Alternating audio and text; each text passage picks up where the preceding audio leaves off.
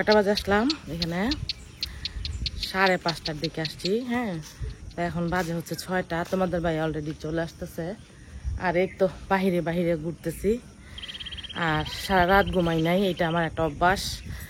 সে ফ্যামিলির যে কেউ হোক, মানে বাসা থেকে বের হইলেই আমার একটা টেনশন লাগে, মানে এত খারাপ একটা টেনশন লাগে কখন মানে এই সময়টা পার করবো। জার্নিংয়ে যে লং জার্নি, বিদেশ গেলেও এরকম করি, বাংলাদেশ থেকেও কোথাও এক জেলা থেকে আরেক জেলায়, আর এক জেলা থেকে আরেক জেলায় তো কেউ জানায়, আমরা শুধু তোমাদের বাইরে আর আমি যাই এরকম আর কি।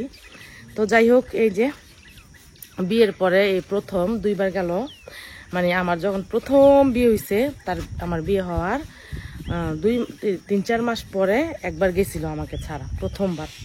আর এই যে এইবার গেল প্রথম। এই 2বারই গেছে। আর এই তো চলো, তোমাদের ভাই অলরেডি চলে আসছে আব্দুল্লাহপুর স্টানে, আর আমি একটা কাজ করি তোমার সাথে শেয়ার করছি।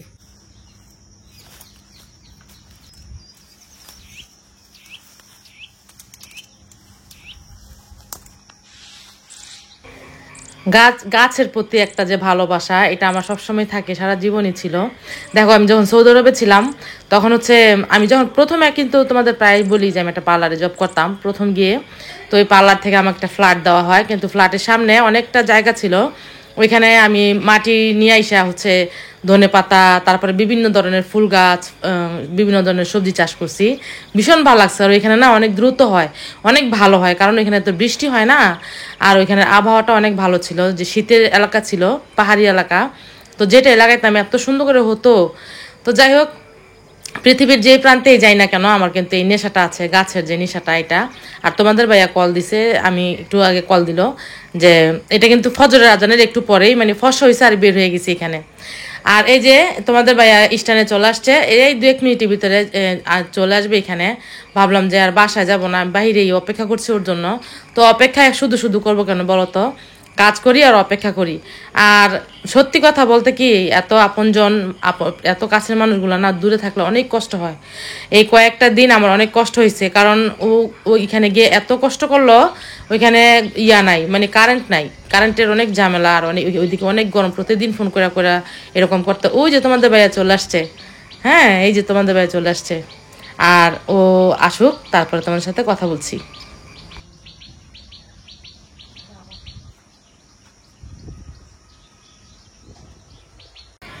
বাসায় এসে ফ্রেশ হলাম।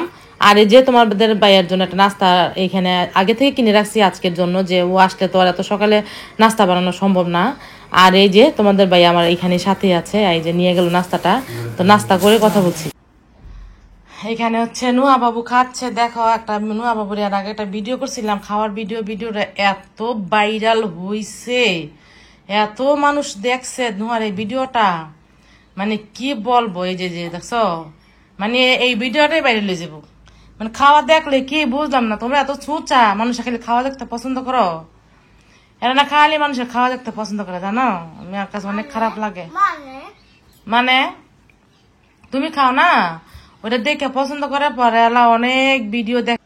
তো দেখো গাইস, এই যে কিভাবে খেতে পারে, এখন কলা দিয়ে হচ্ছে রুটিটা পুরাটা কলায় খাইতে পারে। হ্যাঁ, এই যে কিভাবে খায়, এই যে সিস্টেমটা খালি তোমরা দেখবা। তোমরা কিন্তু এভাবে খাইও, হ্যাঁ এভাবে কিন্তু তোমরা খাইবা। আর প্রচুর কাজ করে, মানে সারাদিন কাজ করে আর খায়। এটা আবার কেমন বাচ্চা, ও মাথাটা আশ্রয় দিই নাকি, মাথাটা আশ্রয় দিই। পরে পরে কি হয়েছে? ছোটবেলায় লিচু খাইছিলাম, তোমার কি কোনো ক্ষতি হয়েছিল নাকি উপকার হয়েছিল?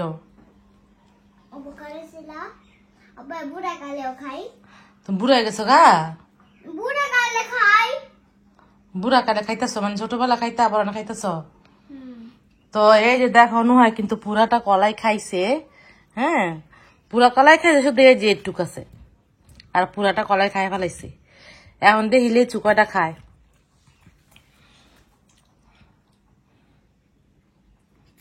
আর লিচুগুলো আমি কি করি, আইনাই এগুলা সব ছুটায় পলিথিনে ভরে ফ্রিজে রাখি। আর ঠান্ডাটা খাইতে এত ভালো লাগে, আর মিষ্টিও কিন্তু লাগে লিচুটা। হ্যাঁ, বলো তুমি ডিসকাস্টিং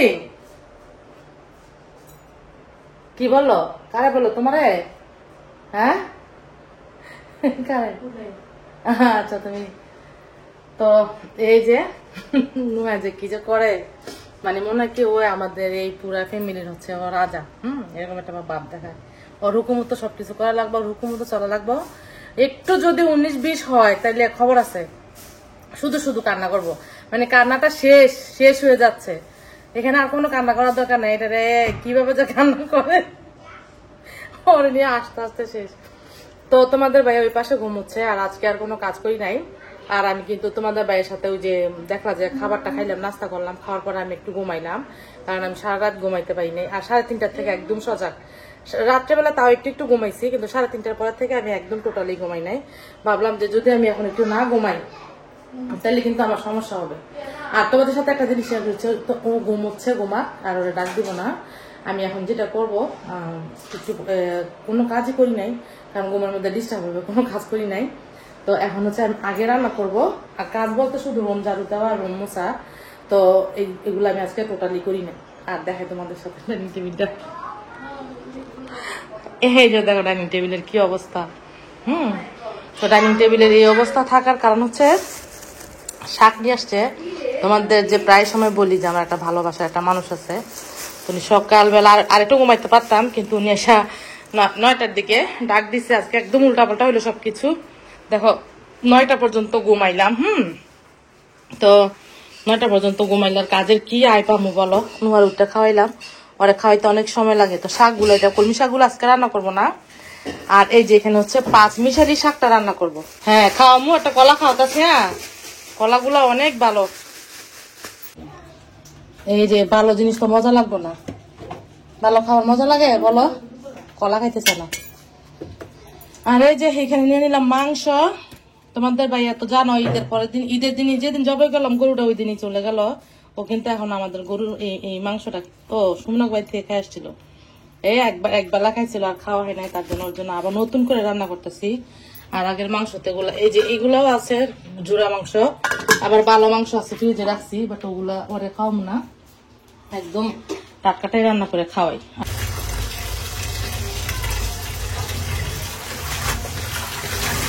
এই শাকটা একদম টাটকা, আজকেই নিয়ে আসছে। আর তোমাদের শাক খেতে অনেক পছন্দ করে, আর আমি তো জানোই কত পছন্দ করি। তো শাকটা রান্না করবো।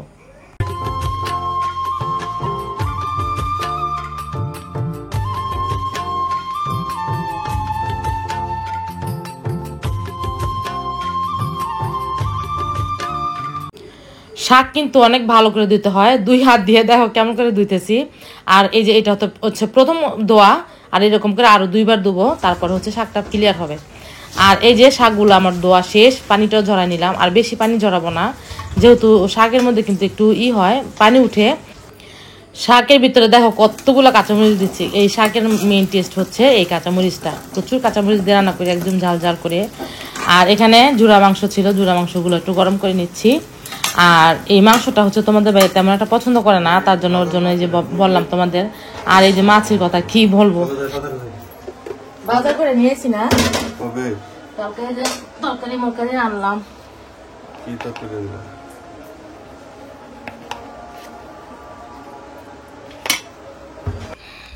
গরুর মাংস না এরকম মেখে জেকে বসাইলে ভালো লাগে, খারাপ লাগে না, তবে আমি কষানোটা বেশি পছন্দ করি। আর এই যে এখানে সব মশলা দিয়ে হচ্ছে মেখে জেকে বসিয়ে দিব। আর এই যে তোমাদের ভাইয়া এই আসছে এখানে, সবসময় পাকঘরে রান্না করতে গেলে একটা চামচামি করে। আর সারাদিন যদি কাজ করি ওর কোনো বোরিং লাগে না, মনে হয় পাকঘরে আসলে ওর কাছে অনেক বোরিং লাগে। একটু পরে পরে আসবো, রান্না হয়েছে, কি করো, এই কি করো, আইসা এটা করবো ওইটা করবো, মানে কাজের মধ্যে। আর এই যে দেখো ওইখানে হচ্ছে শাক বসা দিলাম, আর এই পাশে হচ্ছে মাংসটা বসা দিলাম, আমার রান্নাটা হোক। আর ওর সাথে অনেক গল্প করছিলাম, অনেক দিন ছিল না বাসায়, আর কত কথা জমে আছে, ওর কত কথা আমার কত কথা, বিশেষ করে ওর কথা বেশি, কারণ ও গ্রাম থেকে আসছে, সবার সাথে দেখা হয়েছে, অনেক খোঁজ খবর নিচ্ছিলাম যে সবাই আসছিল, সব ভাই বোন একসাথে হয়েছে অনেক বছরের। সর এখান থেকে ডিস্টার্ব করে যাও। তো যাই হোক, এই যে বয়স দিচ্ছিলাম, আমার সামনে এসে বেসকি মারতেছে বানরের মতো, এই জন্য অনেক খেদাই দিলাম। আর এই যে দেখো আমার জামাই অনেক ভালো মানুষ, উনি আমাকে সবসময় পাকঘরে এসে এই যে দেখতে পাচ্ছ, এই যে রান্না বান্নার মধ্যে প্রচুর হেল্প করে। আমি যদি একটু রান্না করি উনি পুরা রান্নাটা শেষ করে, রান্না বান্না খুব বেশি করতে পারে। কি এইরকম কিছু আশা করতেছো শোনার জন্য? আসলে এই মনে হয় জীবনের প্রথম এই পাকঘরে এসে এই যে নাড়তেছে তরকারি, কোনোদিনও ওর পাক ঘরে এসে কাজ করে না, জীবনের প্রথম আজকে শাক লাড়া দিতেছে নিজের থেকে। হ্যাঁ, আর এই যে আমি এখানে রসুনটা থেতলা করে নিচ্ছি, শাকটা রান্না করছি।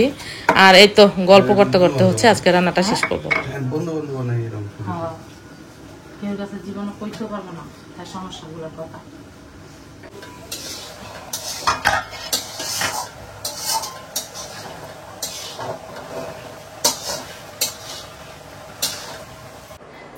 রান্না বান্না শেষ করলাম, আর আমরা আজকে একটু বৃষ্টিতে ভিজতে গেলাম, তোমার ভাইয়া আমি আর তাসমিয়ায়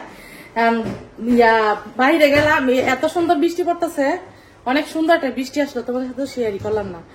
আর আমরা রেডি হইতে হইতে মানে যাইতে যাইতে দেখি বৃষ্টি গেছে, বৃষ্টির আর কোনো খবর নেই। আর এই যে রান্না বান্না শেষ করলাম, আর বৃষ্টিতে ভিজে হালকা ভিজছিলাম, গোসলও করলাম। একটা জিনিস তোমাদের সাথে শেয়ার করছি, দাঁড়াও। খাবার দাবার সব রেডি করলাম, আর এই যে দেখো তোমাদের ভাইয়া কিন্তু আবারও বিদেশ থেকে আসতাম। দেশের থেকে আসলে আমার শাশুড়ি থাকতো, আমরা যখন দেশে যাইতাম বিয়ের পরের থেকে আর কি সারা জীবন বেড়া হচ্ছে গরম মশলা নিয়ে আসতাম। এই যে 1 কেজি করে জিরা নিয়ে আসি, একদম 1 বছর চলে যায় আমার। আর কিছু আবার এখান থেকে কি গিফট করি, গিফট কইরা মুইরা সেল করো। আরে এই যে সেল করি না, আরে যেটা হচ্ছে আমাদের শ্বশুর বাড়িতে পাওয়া যায়, আমাদের এখানে মানুষ খায় না, বড় এলাচ, কালো এলাচ বলে আর কি। আর আমার শাশুড়ি সবসময় চালের গুঁড়া দিয়ে দিত, তা আমার যা আছে এখন আমার যা চালের গুঁড়া দিয়ে দিচ্ছে। আর শাকসবজি আনা হয় না, কারণ আমাদের কিনে আনতে হয়, কারণ আমাদের তা ভাত করে না কেউ। আর এই যে এখানে ভাত রান্না করে নিলাম, দেখা ভালো করে গরুর মাংস, ও শাকই তো নিয়ে আসি নেই। আর এই যেটা হচ্ছে জুড়া মাংস, বুঝছো? আমার একটু খেয়াল আসছিল না, আমার একটু যতই ডাকা চাইলে গুঁড়ার সাথে গুঁড়ো বলে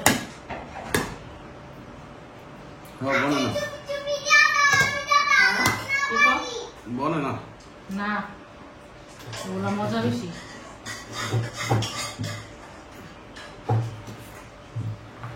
আসলে সারা জীবন বলে তুমি আইসা বলে মনে হয় আর গহনা দামিতে সাদা গম ছোট মাই খুঁজছিল।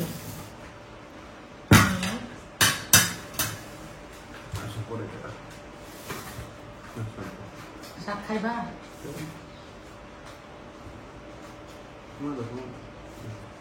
মরিচ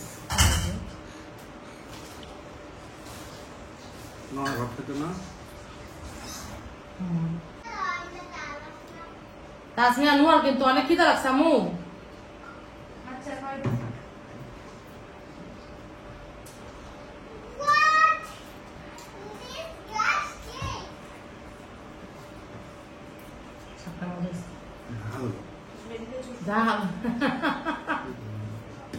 কতগুলা মরিচ দিছি জানো, এই জন্য শুকনা মরিচ নিলাম না, আবার জাল মরিচ।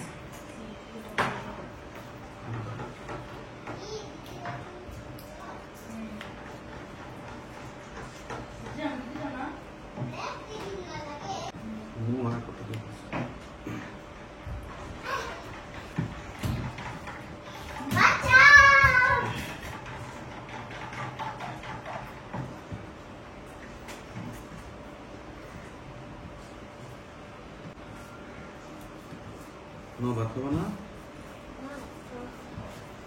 দেখাই দাও নিতে না চলো তো তুমি আর হেয়ার প্যাক দিয়ে দিবে কে লিখা সিল্কি সিল্কি হয় তো চুলটা আনলে সিল্কি সুন্দর মাশাআল্লাহ। ভাত খাও, ভাত খাও দেখি। ও তুমি যে কইলা কালকে এমন কেলাস, এটা কালা বড় এলাচ যে ভিডিওর মধ্যে দেখো না। এ নোহা না দিকে ক্যামেরা আছে, হাতে আসো।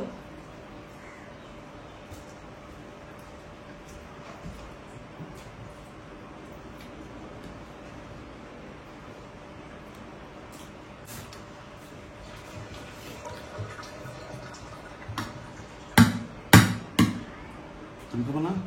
আমার খাওয়াই দিলে না অর্ডার দেওয়া খাবো না, আর দেবো একটু দাও, মাইকটা দাও, খাইতে পারি নিজের হাত দিয়ে খেতে পারি।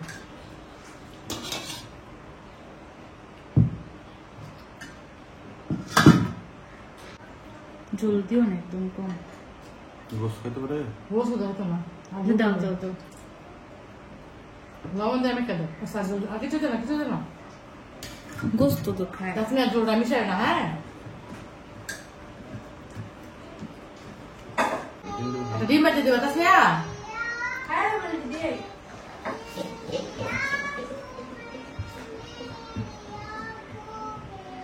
গান কয়। জোড়া মাংস ঈদের দিনের মাংস খাওয়া যাবে তুমি এক পাতলা নামাইছিলাম আমি দিয়ে দিবি দাদুকে দিতে ঢাকা পিঠা বানাও দিদি গায় কইছি।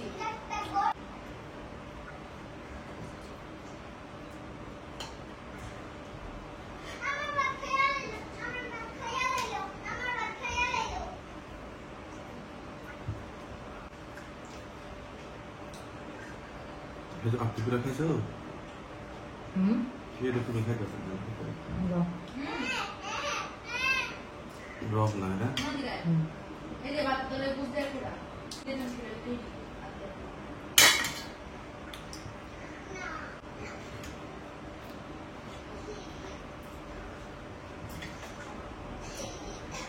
বুঝতে পারে কত করে। আচ্ছা চলো আচ্ছা।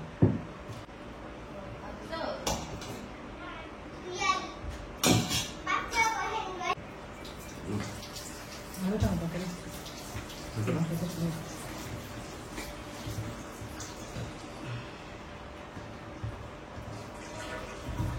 তোমার রাঁধছো? হ্যাঁ এগুলো তোমার রাঁধছো? হুম সারাদিন আর তোমার ফোন করতে।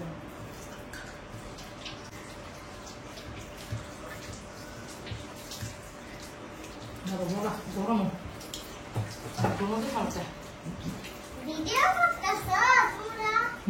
এখন বাজে রাত্রে 9টা আর দিন দুনিয়ার কোনো খবর নাই কেন কেন বলো তো কারণ সুলতান সুলেমান দেখতেছি সবাই দেখা এটা শেষ করে পুরান করে ফেলছে আর আমরা মাত্র শুরু করছি আর এটা এত দুর্বল হয়েছি এটা দেখার প্রতি মানে কিচ্ছুই ভালো লাগে না শুধু সারাক্ষণ বসে বসে সুলতান সুলেমানি দেখি আর তোমাদের ভাইয়া বাজারে গেছিল বাজার থেকে কি কি নিয়ে আসলো তোমার সাথে একটু শেয়ার করছি তোমাদের ভাইয়া নিয়ে আসছে জাম জাম কত করে আনছো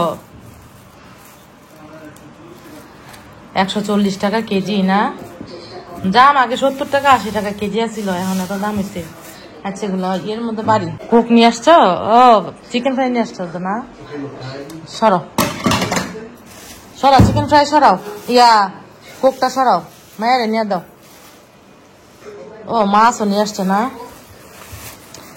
আল্লাহ কতগুলা নিয়ে আইসো বিচি কয়টা ন এ 10টা এতগুলা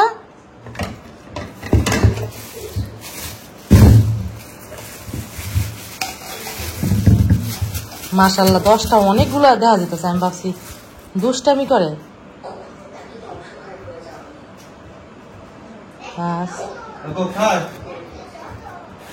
আর নিয়ে আসছে মাছ এগুলা কি চিংড়ি মাছ এগুলার এখন দৌড়মুই না রাত্রেবেলায় এই যে মাছগুলা ফ্রিজে রেখে দিই এই জায়গাই তো নাই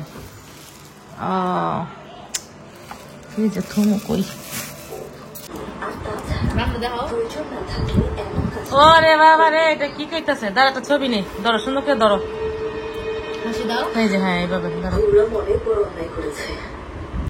এত বড় চিকেন ফ্রাই খাইতেছো তুমি ছোট মানুষ হ্যাঁ তাসমিয়ার জন্য নিয়ে আসছে একটা এই যে আমার জন্য নিয়ে আসছে একটা খাই আর আমরা বসে বসে এই যে কপিরাইট আসেনি আল্লাহ জানে